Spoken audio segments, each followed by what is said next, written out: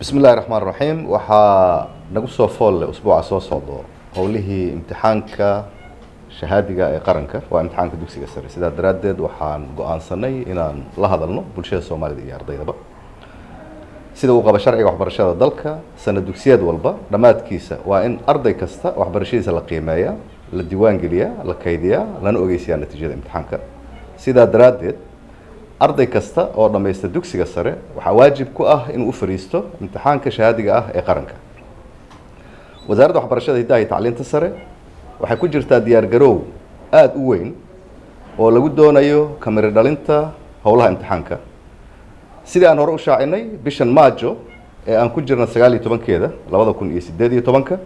waxaa dhammaan ardayda dhamaysanaysa waxbarashada dugsiga sare ee sanad dugsiyeedka 2017 iyo 2018 ay u fariisan doonaan imtixaanka shahaadiga ah ee qaranka ee waxbarashada heerkeeda labaad waa imtixaanka dugsiga sare sanad dugsiyeedkan imtixaanka waxa u fariisan doona 27600 oo arday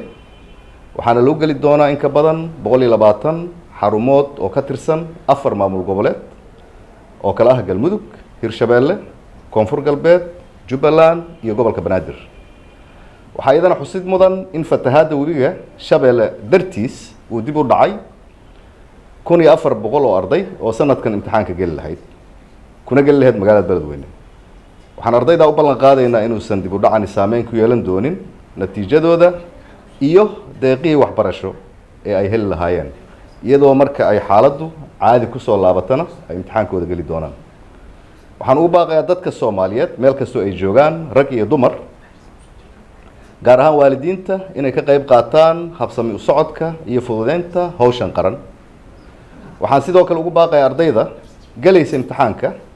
inay la shaqeeyaan oo ay u dhaganuglaadaan ilaalada iyo kormeerayaasha imtixaanka iyo sidoo kale ciidamada qalabka sida ee ku howlan ilaalinta amniga iyo goobaha amniga iyo sugidda goobaha lagu galay imtixaanka sanadkan waa sanadkii ugu horeeyay ee imtixaan qaran lagu diyaariyo dalka gudihiisa muddo 27 sanadood ah taasina waa guul weyn oo soo hoyatay imtixaanka dejintiisa daabacaadiisa kaydintiisa iyo xifdintiisaba waxay ka dhacday dalka gudihiisa sidoo kale kharashka ku baxaya imtixaanka waa markii ugu horeysay ee 27 sanadood gudahood laga bixiyay budgetka dawladda waxaan u mahadcelinayaa dhammaan dadkii ka qayb qaatay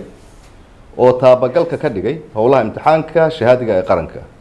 kuwaasoo ay ugu horeeyaan shaqaalaha wasaaradda bahwadaagta waxbarashada iyo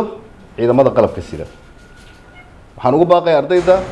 galaysa imtixaanka inay naftooda iyo aqoontooda ku kalsoonaadaan oo ay iska ilaaliyaan khiyaanada iyo qishka iyadoo uu sanadkan ku soo beegmay bishii barakeysneed ee Ramadaan waxaan dhammaan ardayda galaysa imtixaanka leeyahay Ramadaan Kariim waxaan u rajaynayaa guul